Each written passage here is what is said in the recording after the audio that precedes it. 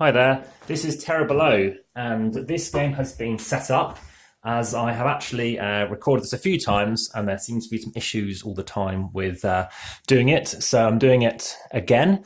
And it's a game by Mike Elliott. I just want to tell you a little bit about the game before I start on it. It's been developed by T.C. Petty III, illustrated by Eric Hebler. It's by Renegade Games. It's about 45 to 60 minutes, it recommends. And it's basically Tremors the board game. The idea of the game is to collect eggs, get victory points, fight off some monsters. These are worms, which are weapons of remote massacre. And yeah, gets 20 to win the game. You're going to start off with 3 transportation cards each. You're going to start off with an item card. That's a weapon card. This is an item card. And as an example, you can target a token. You can, during a worm attack, discard this card to roll 2 dice, deal damage equal to the higher of the 2 dice. So these are hidden cards, these are hidden as well, and you're going to have transportation to move around to do stuff. So this is an 18-wheeler. I think it's the most movement you can get, movement of 7, which is orthogonal. You can move the nearest target token to your space as well, and there's no distraction. These distract basically some of these underground terrors coming up. And the idea of the game is to maybe have them near you or have them further away, depending if you're looking to attack or basically get away from them. So I have, as you can see, set up the game quite a bit already.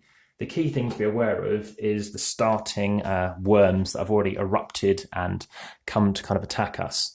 So these are located here. So as an example, there's tentacles. She popped up here, which is 4 and 2 as the coordinates, creating rubble at the respective places. So I've done that for the other 4 starting worms, and some of them have cleared off, just as some examples. You then lay out new worms that are going to come up. So they're going to come up in a certain amount of turns, and I'll explain how that works in a minute. But in the meantime, I'll just explain the rest of the game. So we have some objectives we can work towards. This one means if you deliver an orange egg to the hospital, you're getting 4 victory points. So 20 as the target, that's a fifth of the points already. So you need to get an orange egg, as an example, to the hospital. And yeah, you'll get some victory points. But watch out, because as you're holding onto an egg, if it's someone else's turn and you haven't delivered it, that could get stolen based on some stuff they might have. So additionally to that, what you want to be aware of is action movements. So I mentioned that particular 18-wheeler has 7 movement points. Everyone gets a little card respective of your item, who you are. So I played the tank last time. So in this instance, what you're going to be doing is you're playing your card, doing the stuff, performing the actions and resolving the special ability. Then you refill your hand back up to 3 transportation to choose what you want to do. So I could go, you start off on one of these locations, so you pick where you want to go. These are placed out at random, and you basically have a little skull showing you where they're going to be starting. Okay, there's one under there, and there's one there. Okay, so you can move on space for 1 action. You could then pick up a rubble from adjacent space, that's 2. Move across for 3, pick up that for 4, 5, 6. I can even return if I wish to. The additional benefit, though, of getting extra rubble, firstly, it lets you move into those spaces, but also if you have 3 rubble, you immediately get to draw either an item or a weapon card. So suddenly you're a bit stronger to fight them when they come out. So when you're playing your card, you're playing that there. This shows you their health, which I mentioned, and that's how many cards come up before they attack. So that's one of the best things I like about the game, is the fact that when you have this here, you let know in advance how far off these monsters are from coming up, and then that allows you to say, do I want to be near them or further away? Should they attack, what happens is they're going to plonk out on the board, so appear wherever they're at, wherever their respective token is. So 1 is going to pop up when 2 more of these appear, and suddenly you're thinking about having to attack them. You work together, so whoever is attacking first, whoever's going next, they attack. They might reduce their health, they might not kill it off. Whoever does kill it off gets a victory point. So these are basically these extra things here, so you can keep track of who's playing. So delivering an egg, as I said, costs you an action points. You can also ramp, so if someone's in your way, so say someone's there, you can go 1, you can turn and go 2. So that's a way of getting past people quicker, which when we played it as a 5-player game was very good. Otherwise, you can never be on the same space. Additionally, eggs can never pop up on a hospital or any of the other 5 buildings, or the 4 buildings, and additionally rubble can never go on there too. If you need to place this out, you just need to roll 2 dice, and that'll determine where it's going to be. If you need to roll, this is the die you use to fight, that's your weapons, and yeah, that's a crucial thing to be aware of the game. There is a solo variant, there's some scenarios in the book in here as well, and there's some difficulty as well, and there's a 2-player variant additionally. So there's an advanced setup which you can do. So once you're familiar with it, you can choose to basically be aware of what's going on. If you're playing it with more players, you also draw an additional starting card. So 4 worms have already erupted and created rubble. With 3 players, you draw an additional card like this. With 4 players, 2 additional cards, and with 5 players, 3 additional cards, just for your starting setup. So there's a lot more rubble to deal with, a lot more eggs to chase after. You also get benefits by going after and delivering eggs to certain locations. For example, if you go to the motel, you gain an additional 1 victory point. If you go to the general store, draw an item card. If you go to state police, draw a weapon card. Government facility, draw one of these, keep them hidden. That's your personal thing you can work on. And the hospital, maybe don't go for it initially because you can bring back from the dead one of your squad. Then you basically flip the card face up and place underneath your current leader. So that's the key things you're working on. You're looking to deliver those eggs. You'll gain a victory point for delivering the egg, plus furthermore if you've got it with one of those bounties that I've mentioned.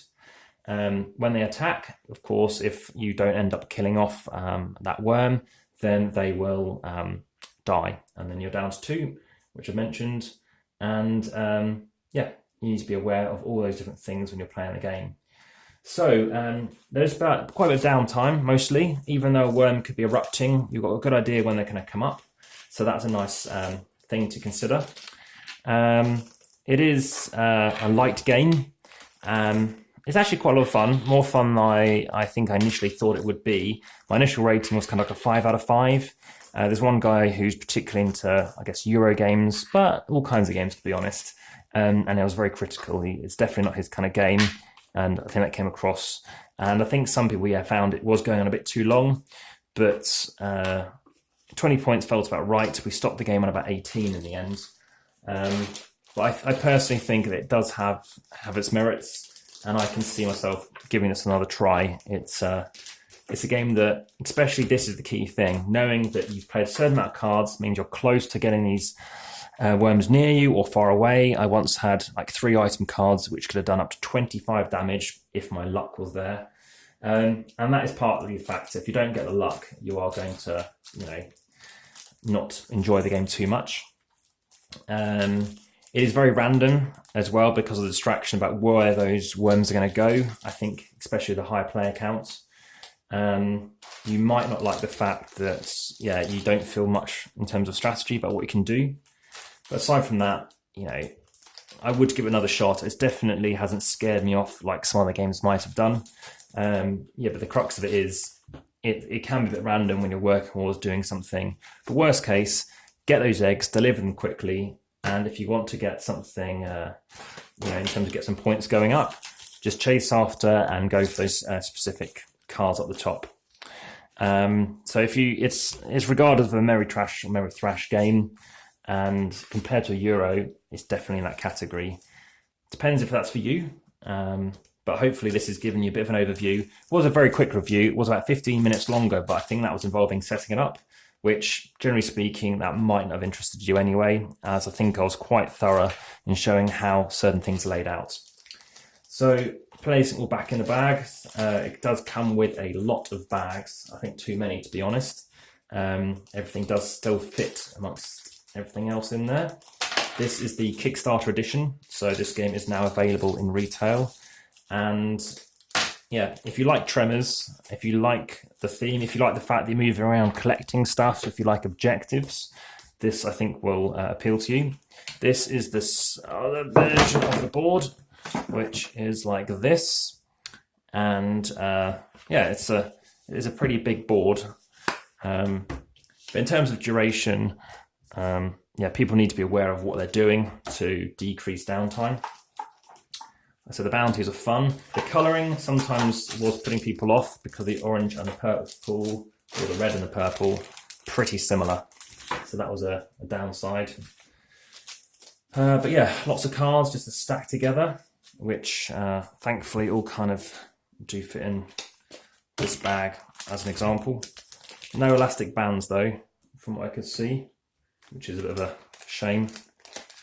Stick in the starting cards. So the starting cards are these black backed ones. You've got the individual card with your image on it. And yeah, of course you could sleeve these cards as well. It's a game you can definitely play in a pub. You don't have to play it in a quiet environment. You can play it having, had a drink. It doesn't really impair it too much. There's a little bit of dice rolling, but mainly it's around moving around and having fun collecting stuff. And pick up and deliver is a thing in games I do like. I do like that mechanism. Fair amount to pack away. It does have quite a lot of components, which I think in Kickstarter games you are going to find. Don't know if these go in this bag here, but it seems to fit fine as well. And it's not too expensive either, which is another factor you might want to consider if you're looking into games. You need to remember though to place out these cards and particularly when those monsters erupt, that they're going to go in their correct places. All kinds of cards going in here too. Oof. Loads of tiny bags for, maybe it's for dice, I think they're just too many to be honest. You can put that tank in with this, and then the only thing I have to do is weigh it. So this is the last video I'm recording, 2019, and there's a few reasons for that. One is storage on the phone. Something to be aware of in future videos coming up. I think there's about 50 at least in 2020 that I've got planned. So if you've enjoyed the videos so far, please do make sure you like the videos, literally use that thumbs up, and it allows more videos to be familiarized and more awareness to come through on new games coming in the new year. So let's see if I can get a spare bag from something else earlier. Does it all fit in here? Just about. As you can see, it's these big creatures don't easily fit in here. But it's done it. Terrible back in the box, and there was something else I wanted to cover off, which is a little bit of insight on the back of the game. So there have been strange goings on the wide open space in Nevada desert. A few black trucks just hurtling in and out of town. Above that time, the rumbling started, but it weren't no earthquake.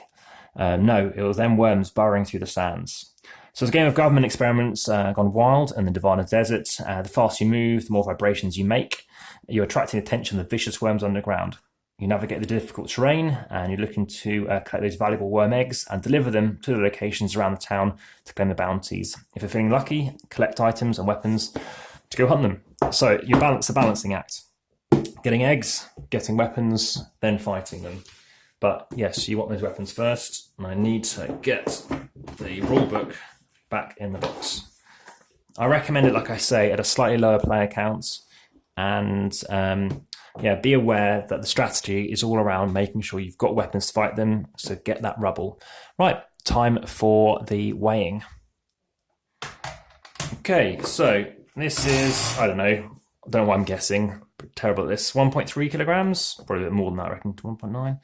Ah, pretty much it was 1.4, so 1396 for Terra Below.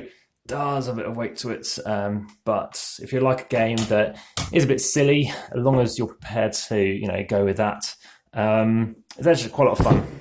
Yeah, enjoy going around here, and it appealed to it more than I thought it was. It's just the fact that there is a fair amount of randomness about what's going on, and it isn't cooperative, so trying to actually figure out where you want people to be, there can be a bit of a struggle. But if you want a light playing game, I think you might like this game. So it's Terra Below, says 10 plus. I think, kids will quite easily enjoy playing this. So thank you very much for watching, and I'll see you again soon. Thank you. Goodbye.